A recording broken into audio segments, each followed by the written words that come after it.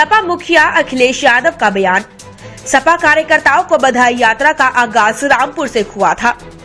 Cycle यात्रा की शुरुआत एमएलसी एवं जिम्मेदार नेताओं ने यात्रा में शामिल हुए की।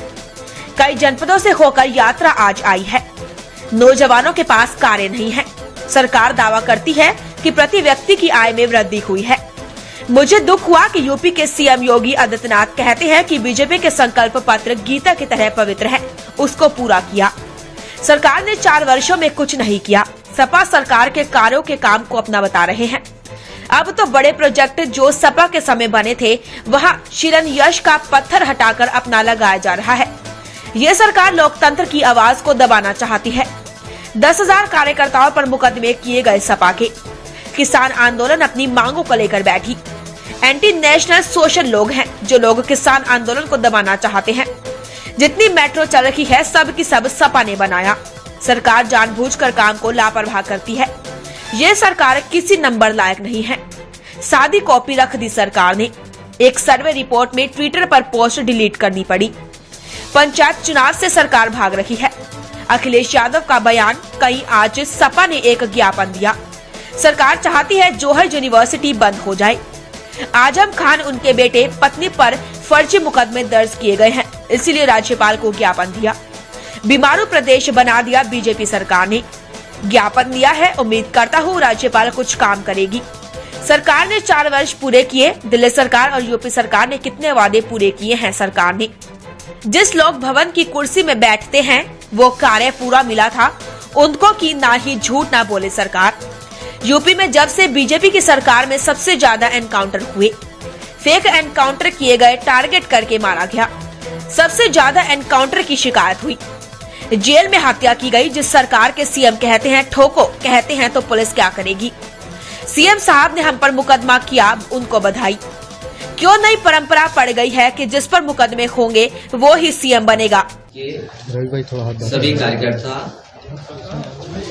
सभी नेताओं का पहले दिन जिस दिन रामपुर से साइकिल यात्रा शुरू की गई थी उस दिन समाजवादी पार्टी के सभी एमएलसी, सभी एमएलए, पार्टी के जिम्मेदार नेताओं ने साइकिल यात्रा का शुभारंभ किया था और रामपुर में लगभग 12 किलोमीटर साइकिल यात्रा चली थी। और उसके दूसरे दिन से लगातार प्रदेश अध्यक्ष जी ने झंडी दिखाई। उसके बाद बरेली यात्रा पहुंची। बरेली साइकिल यात्रा पहुंचने पर समाजवादी पार्टी के लीडर ऑपोजिशन राम गोविंद चौधरी जी, उन्होंने वहां झंडी दिखा करके रवाना किया। आगे जब शाहजहांपुर पहुंचे हैं, पार्टी के जिलाध्यक्ष तनवीर और पार्टी के राजपाल कश्यप, वो भी आगे साइकिल यात्रा को बढ़ाने में मदद किए। आने वाले समय में जहां सीतापुर पहुंचे, पार्टी के हमारे leader opposition upper house Ahmed Hasan ji ने झंडी दिखाकर रवाना किया। और ये लगातार इसमें बहुत सारे समाजवादी पार्टी के कार्यकर्ता हैं जो लगातार साइकिल यात्रा चला रहे हैं, जिसमें यूथ के संगठन के प्रदेश अध्यक्ष भी हैं। मुझे खुशी इस बात की कि कार्यकर्ताओं को तकलीफ हुई, परेशानी हुई।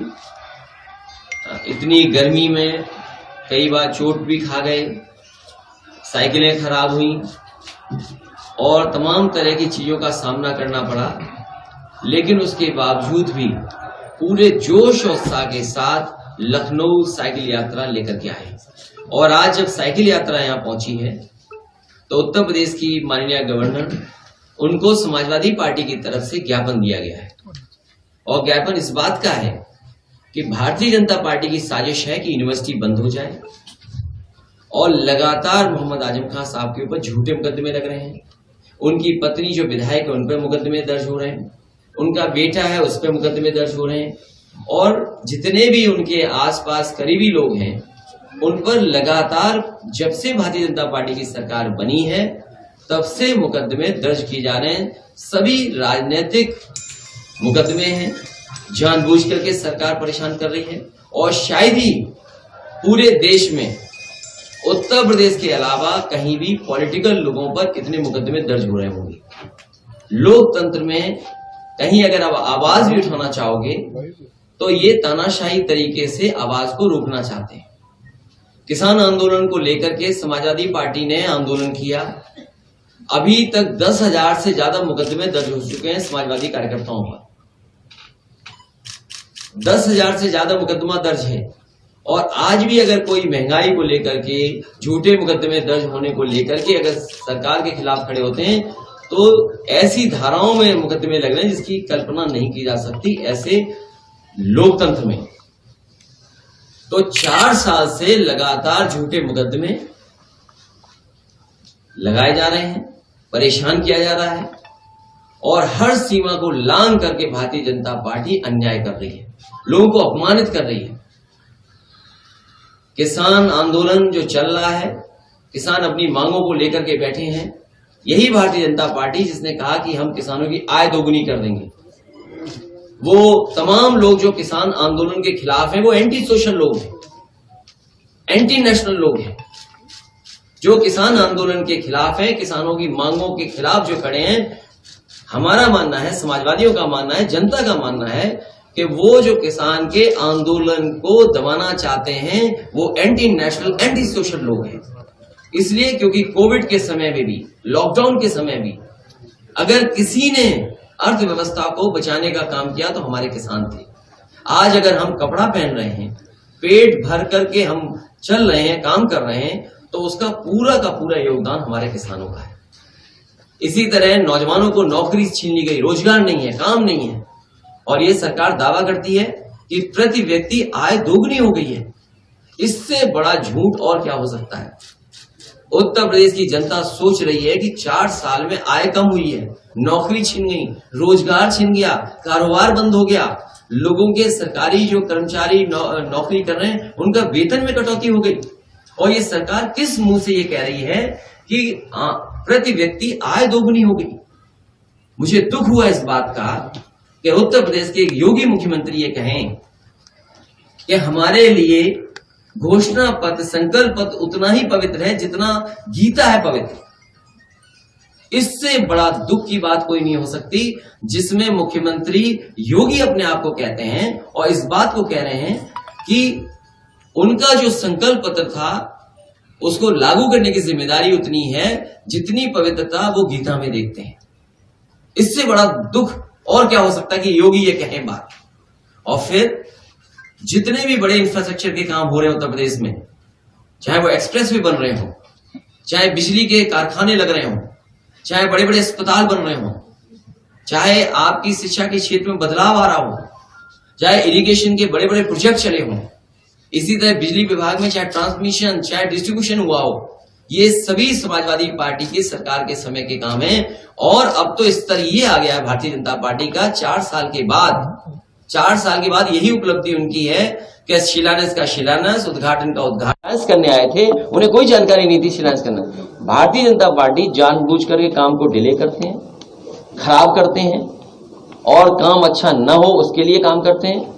और अब तो ये स्तर आ गया भारतीय जनता पार्टी का कि पटियां तोड़ करके शिलापट अपनी लगा रहे हैं। इससे बड़ा दुर्भाग्य कोई नहीं हो सकता। अखिलेश जी, क्या प्रचार में आप लोग पीछे रह जाते हैं भाजपा से? जी बताइए कि आप अपने हिसाब से बीजेपी की सरकार में 4 साल में कितना नंबर होता है? नंबर लायक ही सरकार नहीं है।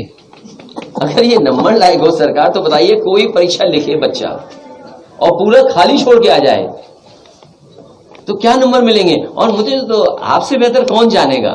सुना एक डिलीट हो गया ट्वीट, पहले तो नौकरी का डिलीट हुआ ट्वीट, फिर किसी एक न्यूज चैनल ने कोई सर्वे किया, पता लगा सर्वे इतनी रफ्तार से भागा कि उन्हें ट्वीट डिलीट करना पड़ा।